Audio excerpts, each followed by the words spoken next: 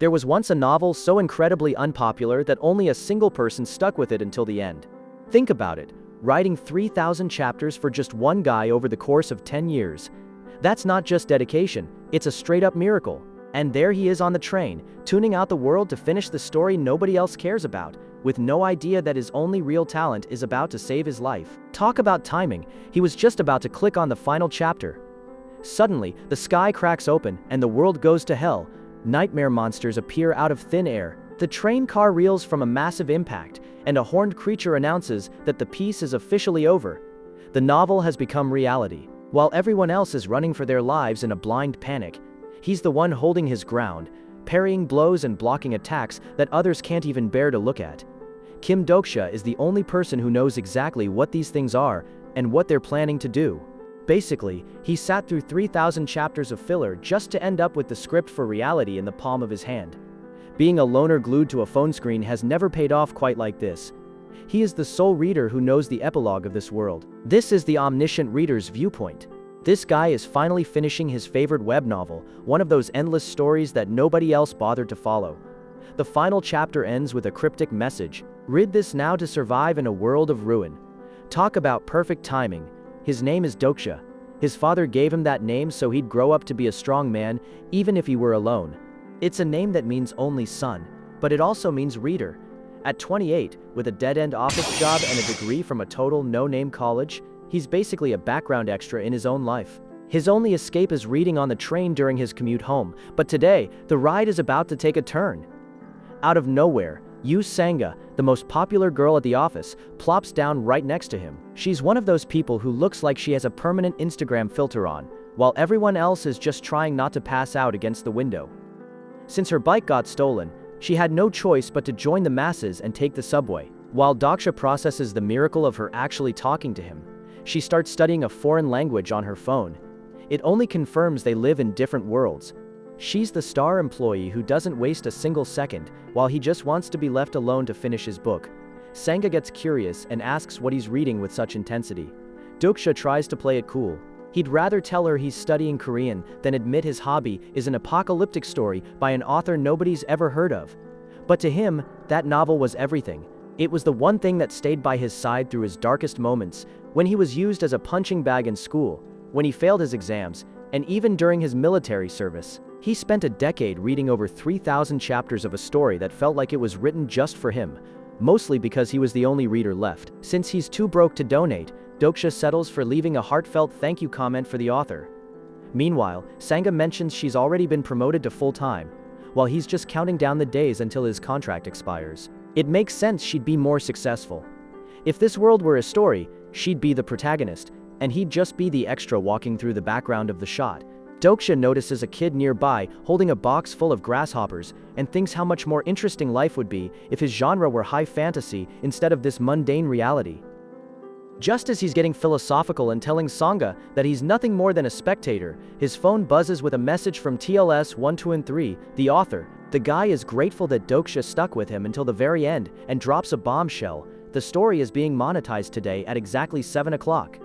He wants to send a special gift as a reward for being the only loyal fan. The author asks for his email address and sends over a survival guide for the end of the world, giving him the ultimate edge while everyone else is still looking for the panic button. Dokja tries to check the site to see what's going on, but the novel vanished from the internet exactly 5 minutes before 7.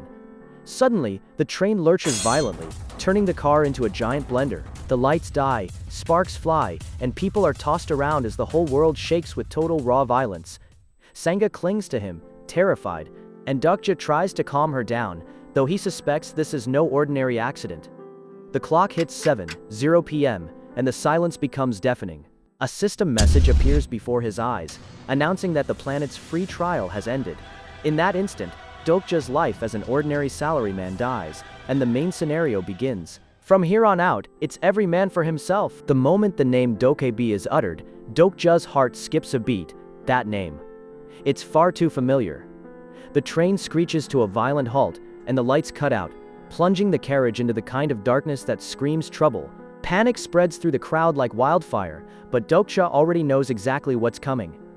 This isn't just a disaster, it's a carbon copy of the first chapter of his favorite novel. He tries to tell himself it's just a coincidence, but reality is hitting him like a freight train. On his phone, the description matches perfectly: a small, horned creature floating in midair. Not a fairy, not an angel, and definitely not a demon. Out of nowhere, a violet light erupts in front of the doors. Everyone stares, half expecting some cheap magic trick. Then it appears, a fluffy white ball of fur with 2 golden horns. It looks like a harmless plushie, but this is the exact moment fantasy invades reality to tear it all down. The creature starts making strange noises, sounding like a digital broadcast with a glitched-out mic. The passengers pull out their phones, convinced it's some high-budget, augmented reality ad. Poor bastards. They're sure it's just a show, having no clue this thing has already wiped out thousands in the pages Dokja read. Sangha is trembling, trying to talk to the mascot because she thinks it's friendly, but Dokja cuts her off. There's no way he's letting her get near that ticking time bomb. The Dokja adjusts its audio and asks if everyone can hear it clearly now. A student with a backpack, possessing the survival instincts of a brick, starts shouting. He complains about his study schedule and asks if they're filming a movie. The kid is losing it over tomorrow's exam, and he's right to be stressed. Technically, he won't fail, but only because by tomorrow morning, there won't be enough of him left to pick up a pencil. As the kid keeps yelling, the carriage turns into a madhouse. Everyone starts demanding the creature get lost and stop wasting their time. A young girl points at it like it's a cartoon, while the adults complain as if they're stuck in a slow bank line. Dokja is the only one who realizes that the world as they knew it is officially over, and he warns Sangha not to move a single inch. The Dokja's patience snaps. It glares at the crowd, telling them to shut their mouths with a look that says the game has only just begun. It welcomes them with a wide grin that's all teeth and zero soul. Before anyone can ask if this is a prank, a man's head pops like a helium balloon. No special effects, no tricks, just raw brain matter splattering onto the people standing nearby. The screaming starts, but the Dokja has no time for tantrums. It makes one thing clear: this is no dream. And just to drive the point home, it starts popping heads at random. In 10 seconds flat, the subway car is turned into a slaughterhouse. Dokja watches as reality shatters. From here on out, the very ground he walks on is made of blood. The furball floats there, laughing at them. It tells them they've lived for free for too long, breathing and eating without a care, and that their free pass has just expired. It's time to pay the rent for their existence. Amidst the chaos, a businessman steps forward.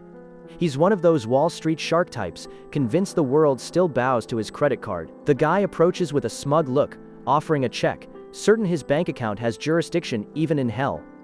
The Dokja looks at him like he's handing over an expired coupon. With a snap of its fingers, the paper bursts into flames in the man's hand. The warning is blunt: his head is the next thing that's going to burn if he doesn't get on his knees. Suddenly, the air fills with blue screens, as if reality itself just hit a system error. These are the notifications announcing the channel is open. The big players upstairs have arrived to watch the show. The explanations are over, they're all content now. A screen appears before every passenger with their first mission, the proof of value. The objective is simple: kill a living being. They have 30 minutes. If they fail, they'll become nothing more than fresh stains on the floor. The creature signs off by telling them to be entertaining. Because in this new world, the only thing worse than dying is boring the audience. The survival game is on, and it won't be showing any mercy.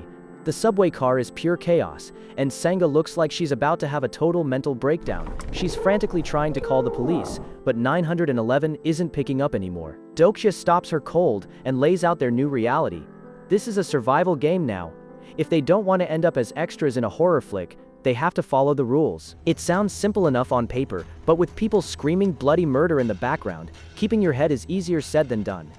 The rest of the carriage is already starting to look like a slaughterhouse. Between the people huddled in corners praying for mercy, and the ones trying to hack through the doors with the emergency axe, the panic is absolute.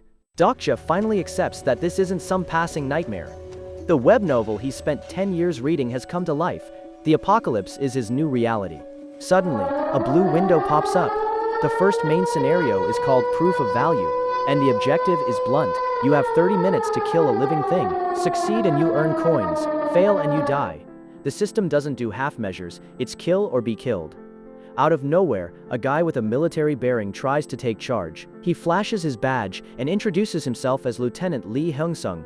He insists this is a national emergency and begs everyone to stay calm, convinced there's still a government left to call. He promises to protect the innocent, but when someone asks how exactly he plans to do that, he just stands there, buffering in silence. Dokja recognizes him instantly. He knows exactly who this man is, even though they've never met. Lee Hyung-sung, the Steel Sword. He's a key player in the novel, but there's a catch, according to the script. His grand entrance wasn't supposed to happen until the second scenario. The pieces are moving ahead of schedule, and Dokja is the only one holding the instruction manual. He really needs to refresh his memory now that things are going south, but as he tries to organize his thoughts, the Prime Minister appears on every phone screen in the country. He declares a national disaster and tries to soothe the public by claiming these are just identified terrorists. Right. Terrorists with horns and magic powers. The carriage is already buzzing with conspiracy theories, with some claiming the president has already been taken out. Dokja knows the speech is just smoke and mirrors to keep the public from spiraling, but the broadcast is cut short anyway. A few explosions later, the Prime Minister collapses right in front of the cameras, a pretty graphic series finale for the live stream. The creature immediately hijacks every screen, mocking the government's explanation. Terrorism? Don't be so naive. This isn't an attack, it's a tutorial. And since this country is supposedly full of experts, it decides it's time to crank up the difficulty. Dokja's heart sinks when he looks at the blue timer. Their 30-minute window has been slashed to just 10 minutes to clear the scenario. The goal is simple: kill one or more living beings to earn 300 coins. Fail, and you're dead. To make sure nobody just stands around watching, the system drops an ultimatum. If no blood is spilled in 5 minutes, everyone in the carriage dies. People are desperately looking for anyone in a uniform to tell them what to do, while Sangha clings to Dokja as if he's her only lifeline. He tries to keep his cool. He's read this 1,000 times, but seeing it live is a whole different beast. Besides, something isn't adding up. The novel's actual protagonist is still nowhere to be found. Suddenly, screams erupt from the next car over. Someone has already claimed their first victim.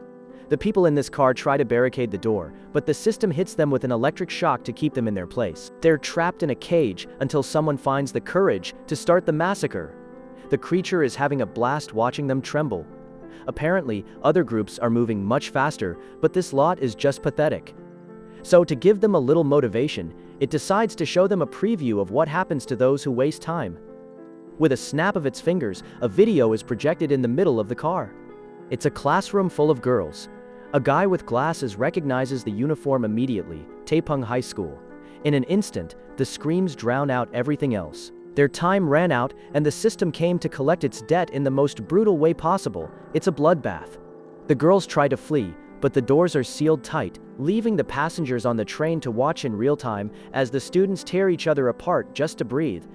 This isn't a movie, it's exactly what's going to happen to them if they don't make a move. In the middle of the carnage, she appears, the only one left standing among the bodies. The system introduces her as the survivor, Lee Ji-hae, a sophomore who just learned the most important lesson of her life. For one to live, the rest have to die. The creature laughs in their faces. Do they still think this is some kind of joke? The clock is ticking, and in 5 minutes, this carriage is going to need someone to scrub the blood off the walls. Dokja stares at the screen as the subway car descends into absolute pandemonium. Amidst the screaming and the sobbing, he realizes something is very wrong. The protagonist should have been here by now to save the day, but he's nowhere to be found. He tries to look up the story on his phone to see what happens next, but the novel has vanished from the internet. Not even a pirated copy is left to save his skin.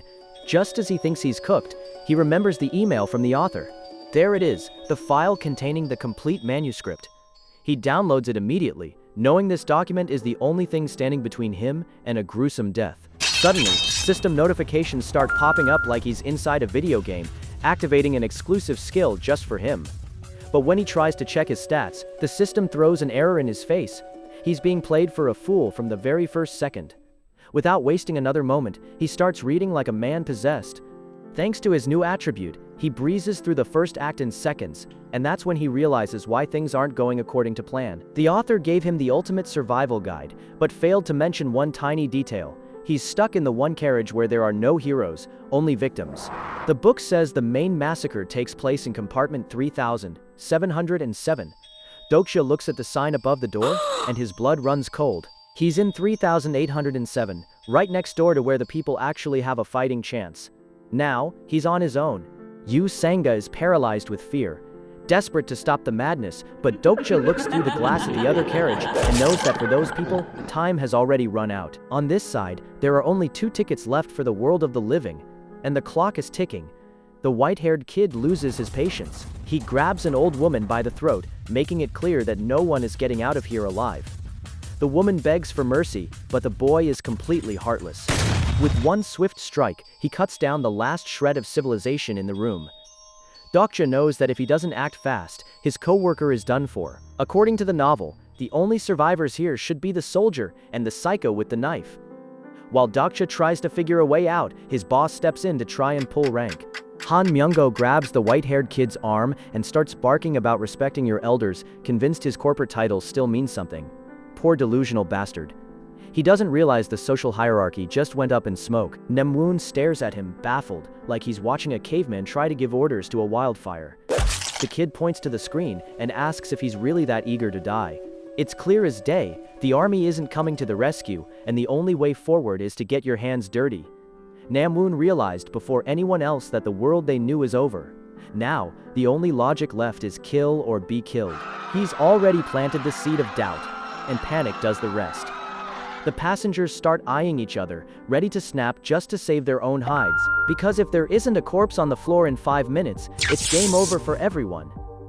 Dokja watches the disaster unfold and remembers the novel. This is the exact moment where morality rots away. Suddenly, everyone is willing to throw the person next to them to the wolves just so they aren't the ones who end up dead. In the end, their decency didn't even last a heartbeat. To Dokja, this whole mess feels like rereading his favorite chapter. He's totally detached, watching a movie where he already knows who dies first. He understands that if he changes the script now, he loses his edge. Knowledge is power, and if the story deviates too much, his survival guide won't be worth the paper it's written on. It's not that he's evil, it's just that morality doesn't pay the bills here. Being practical is what gets you home. Just then, Sangha tries to jump into the fray to help, but Dokja stops her dead in her tracks. He warns her that if she steps in now, she'll be dead in a second. He knows that even if she's the only decent person in this dumpster fire, she's not protagonist material. And we all know how this works. In a horror story, the ones with the biggest hearts are always the first ones on the menu.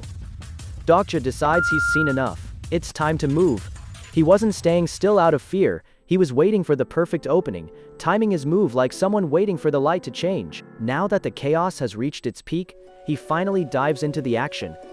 The clock is relentless, and the system's message is blunt: 7 minutes left to clear the scenario, or end up painting the walls with your guts. What a brutal ending, their morals went out the window in a heartbeat. If there are only 2 tickets left back to the land of the living, you better claim yours by taking a lethal strike at that subscribe button before the timer hits 0. Smash like so the system doesn't serve us up as an appetizer, and drop a comment letting me know which manhwa I should narrate next. See you in the next scenario.